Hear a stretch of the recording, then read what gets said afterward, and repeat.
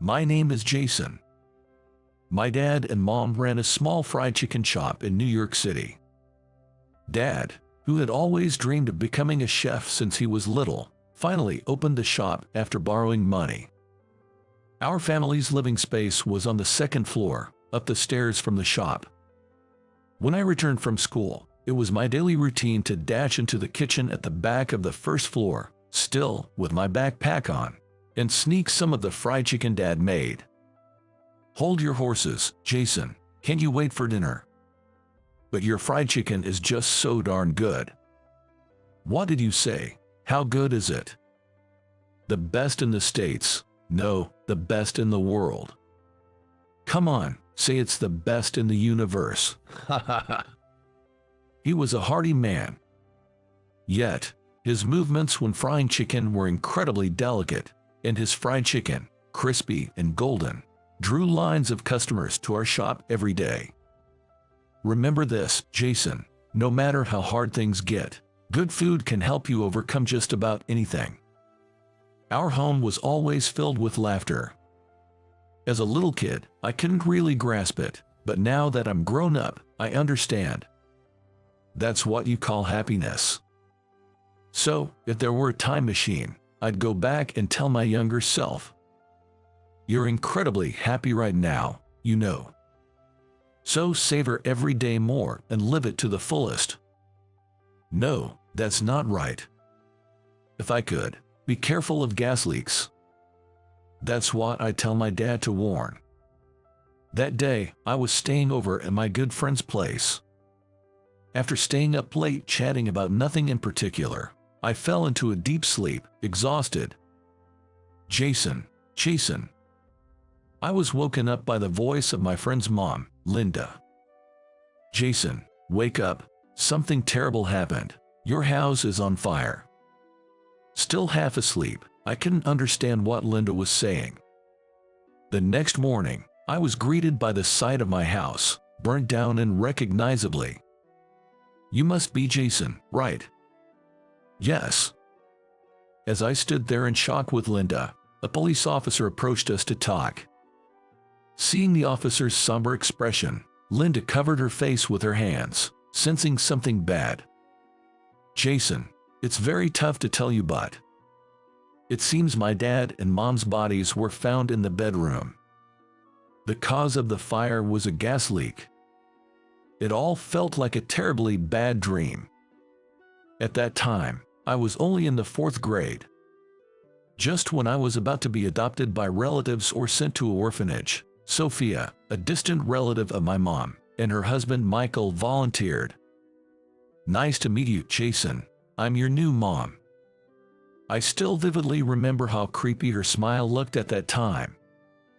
And my intuition was right. But as a child, there was no way I could resist the hand that was offered to me. My new home was a cramped, run-down apartment. There, Michael, Sophia, and I started living together. Michael ran an online retail company, but it wasn't very profitable. He was always frustrated, glued to his computer, and his usual words to me were quiet, "Get out of the way, disappear." Only when I accidentally did something he didn't like would he turn from his computer to yell at me, "You little brat, do you know who owed your life to?" Still, Michael was somewhat bearable compared to Sophia. He was a hopeless man, but as long as I managed all the household chores perfectly and kept quiet, he mostly kept to himself. Sophia was the real problem. Driven perhaps by her unfulfilled desire for children, her obsession and control over me were extreme. She would investigate my friends in detail and dictate whom I shouldn't associate with if she disapproved of them. This was when I was 14. There was a girl who was getting along with me, but one day at school, she suddenly stopped talking to me. I later found out that Sophia had harassed her family to make sure she wouldn't hang out with me. Really, Jason, didn't I tell you that it's me who decide people you can be friends with if you hang out with kids in that apartment complex? Think about what people will say. But she is nice and kind. What? Sophia was surprised to hear me talking back. as I usually just nodded in silence. But then her face turned red, and trembling, she burst out shouting and fell into hysterics. "Why would you say that? I did it all for you. You hate me, don't you?" Irritated by this, Michael shouted not at the hysterical Sophia but at me. "Shut up. Shut the fuck up. Everything is Jason's fault. It's your fault that my work isn't going well." And so, every day was like living in hell.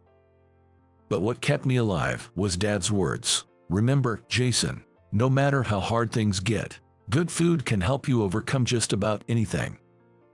After some point, I became motivated to make people happy with my cooking, just like Dad. So, while attending high school and working multiple jobs to save up tuition, I secretly enrolled in culinary school without telling my toxic parents. When they found it out, they said, "Chef is a stupid job. So, aiming for that makes you stupid too. Well, you don't have my genes." Oh, how embarrassing that my son wants to be a chef. I'll have to tell the neighbors he wants to be an entrepreneur. I could tolerate their belittling me, but insulting chefs felt like they were also mocking Dad, which I couldn't stand. Chef is an honorable profession. That day, I rebelled against my toxic parents for the first time in years.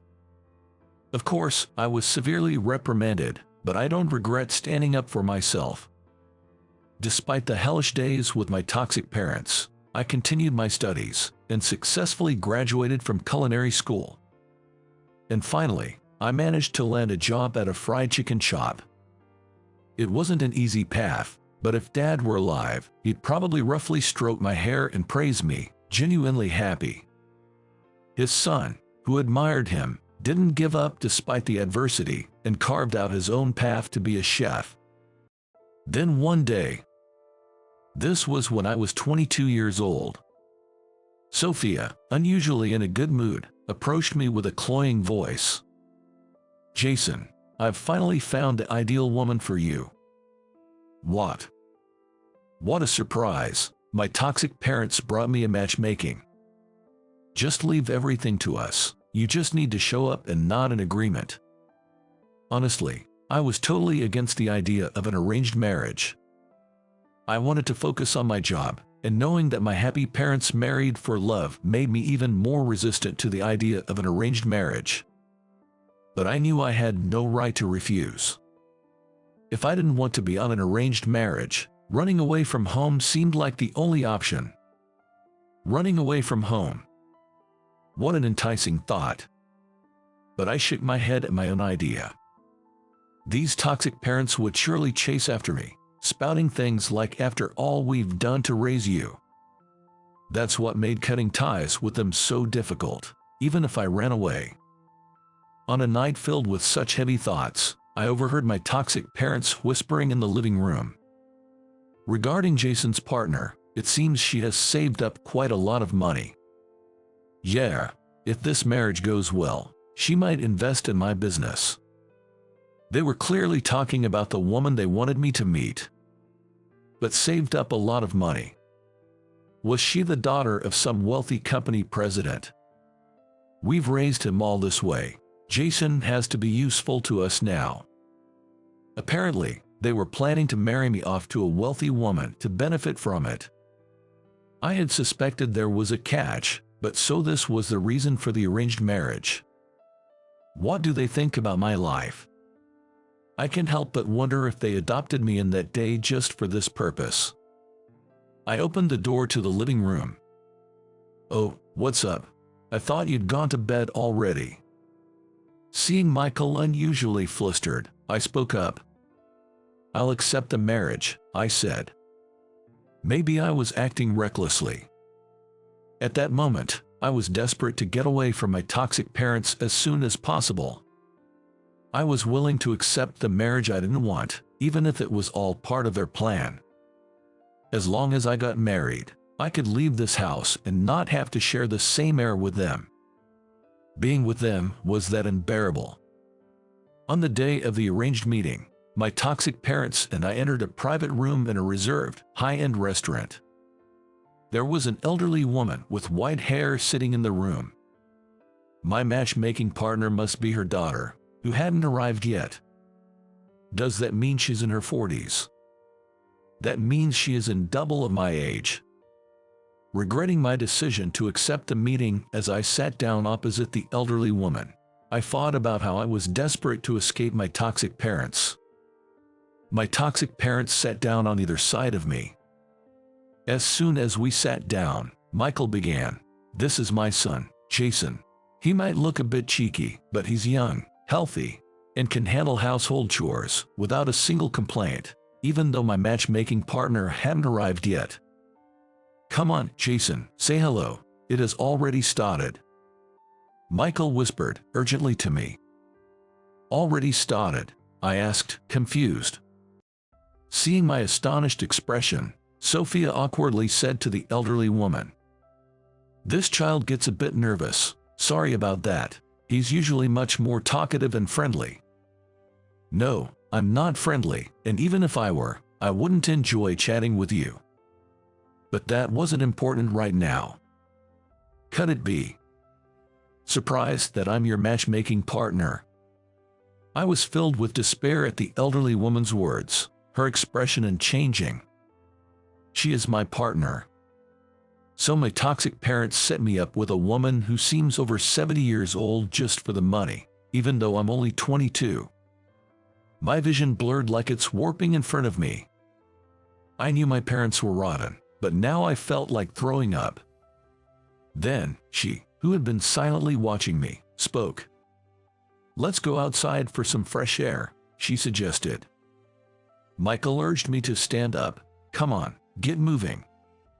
I managed to stand, and with unsteady steps, followed her outside. Together, we stepped out into the garden. While my toxic parents were terrifying, this elderly woman, in a way, was an even bigger unknown. Did she have a fondness for young men? If it was just a wealthy person's whim, she could have chosen a man with a better face and manner, someone who would happily take her money. Then, she said something as if she could read my mind. "Don't worry, I have no intention of devouring you." Despite my caution, she continued, "You want to leave that house, don't you? I'll help you. I won't do you any harm, so follow me," she said with a sly smile. I still couldn't figure out what she in front of me was thinking. But, call it intuition. The sly smile on her face didn't seem bad. Yes, it wasn't bad. It was different from Sophia's unpleasant smile when she greeted me after I had lost my parents. Should I refuse the marriage and continue to endure the hellish days in that house? Or should I take a leap of faith with this old woman, who is extremely unfathomable? Her smile was enough to make me lean towards the latter. And so, Margaret and I got married, almost as if starting a business together. My married life with Margaret was like a mentor-apprentice relationship. She taught me about cooking. At first, I arrogantly thought, what could I, a chef, possibly learn from an amateur? But her cooking was unbelievably delicious. Deliciousness is justice. I humbly listened to her teachings and honed my skills. Margaret also meddled in my lack of romantic experience, offering various pieces of advice. What do you think makes the best date? Huh? Maybe dining at a fancy restaurant with a view of the night skyline. Not at all. Listen, the best date is having a picnic in the park with packed lunches. The woman brings warm soup, and the man brings a lunchbox filled with sandwiches and fried chicken. Fried chicken in a lunchbox. You don't get it. The ability to make delicious fried chicken that stays tasty even after it gets cold shows the skill of a chef. Yay, I get that, but how does that have connection to the best date? If a man can make fried chicken that's delicious even after it gets cold, it's sure to make a woman's heart flutter. I couldn't help but laugh at her funny view on romance. But including all that, I quite liked Margaret. On a peaceful, sunny autumn day, she invited me on the best date. As she packed sandwiches and fried chicken into a lunchbox, I said, Weren't the sandwiches and fried chicken supposed to be the man's job?